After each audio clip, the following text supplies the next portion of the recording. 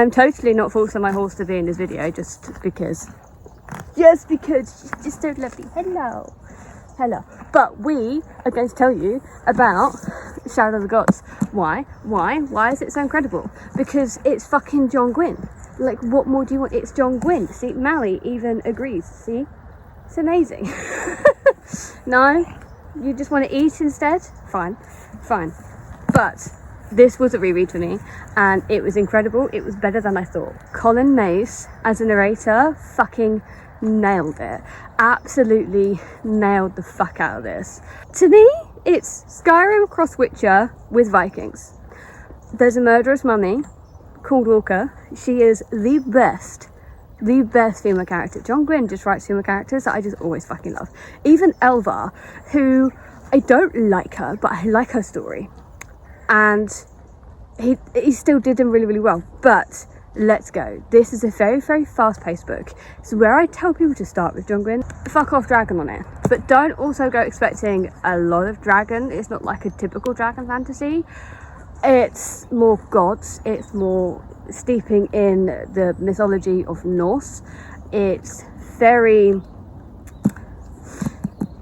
is more plot driven. So like the Faithful and the Fallen it can be plot driven, but it's mainly characters and found family. There is found family in book 2, which John Gwynne just fucking nails found family all the fucking time. But Shadow of the Gods to me, it feels like coming home. I know it was a reread. I know I'm like one of John Gwynne's biggest fans, okay? Anything he rewrites, I will read and I will love.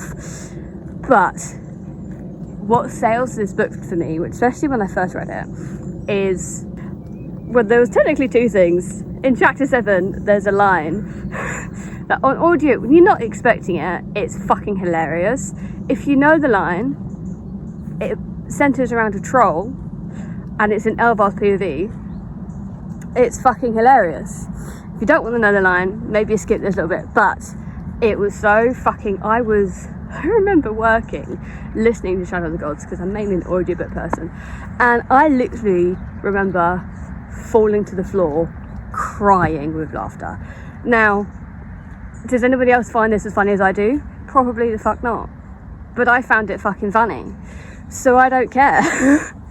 And it was in a fight scene, which John Gwynne can do fight scenes like no other. You think Brandon Sanderson's good in Stormlight? No, nothing tops John Gwynne. Probably because he's a Viking reenactor, but that's by the by. It was in a fight scene, and it's kind of serious. They're fighting a troll, right? It's early on in the book.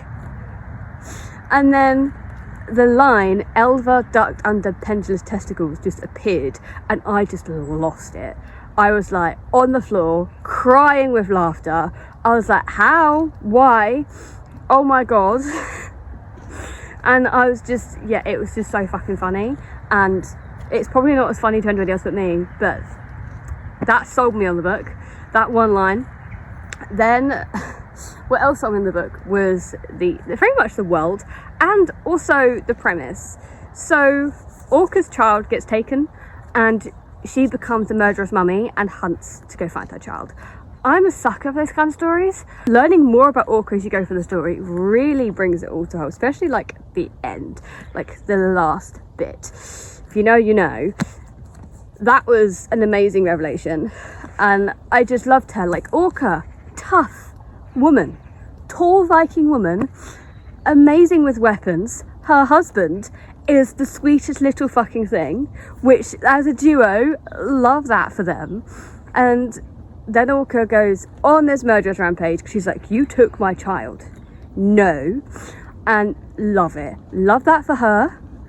Love her story. This Orca, man. Can you not tell I'm Orca's biggest fan? Just Orca. But then you get Varg. Now, Varg is entertaining. He was a thrall, which would be a slave, and he had a thrall collar on, but then he accepts his slave and tries to join this blood swarm so their Feather Witch can perform, I think it's an akul they call it, for his dead sister. And Varg is interesting. I didn't expect to like Varg as much as I did, but Varg is just, I don't know what it is with John Gwynne and characters. He fucking nails it, man. Just nails it. Now, Varg being a thrall, learning who he is, everything he's doing is trying to find out who his sister's killer is, because he wants to go all berserk and kill the guy who killed his sister, but he doesn't know. So, which is good. I'm a sucker for those kind of stories, man. I love a story. I love how he learned who he is. I love the closeness he started to get with the Bloodsworn, and I like to have the Bloodsworn at my back. They slightly terrify me, but I also would have them at my back because they seem like a cool bunch of fucking people. But how Var goes through everything, and just the banter between them, and yeah, it's just a ball. I can't really say too much because I don't want to spoil it. It's just a ball of fun.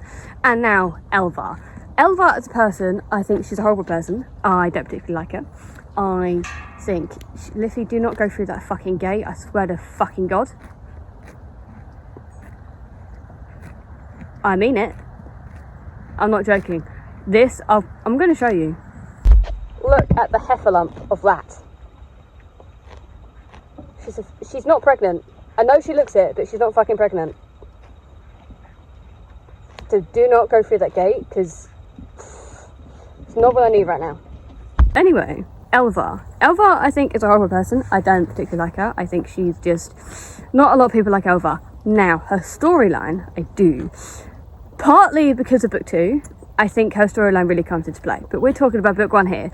So, she's definitely constrained. I think she's lost as a character. I think she doesn't really know what she's supposed to do. I think she's trying so hard to step out from under her father's toe and step away from being the typical woman marrying, bearing children that her father wants her to be, fuck misogyny, to being her own self. And I think it's a very hard thing to kind of write as well. I don't like Elva as a person. I do think she will become something that you may learn to like, in my opinion. But the world of this book is incredible. The lore of this book, and learning more and more. I think a lot of people have said that this is more like an Icelandic kind. I mean, obviously it's fucking Norse, isn't it? How dumb am I? But like those terms, and learning more about mythology, about the Vikings, how they act, how, you know, we perceive them. I'm a sucker for Vikings, right? These kind of Vikings. John Gwynne just does it so fucking well. And the prose is short and sharp. There's no point within these books that you feel like you're meandering, that you feel like, why is this scene here? You get the character moments and the depthness of these characters in really incredibly well. Hello, Mally, you coming back? No? Okay. While also being very short and concise. And it's just incredible. I love how it's written. I love, like, the plot, the absolute plot of this book it just blew me away. It was everything I wanted. I want more, and I cannot wait for book fucking 3. Holy shit. And I have the arc sitting in my Kindle, and I'm currently going through Hunger of the Gods right now, because, oh my God, I really want to dive right in, and you will not see me till I've finished. That, like, is my most anticipated read of this year, above Stormlight 5. I think I've rambled enough now. The TLDR of this is, I fucking love this book. Everybody should just go read it. This is probably me more splurging than actually giving coherent thoughts. But I love this book so much that my brain short circuits and I can't put thoughts into words. But just go read this book, it's fucking amazing.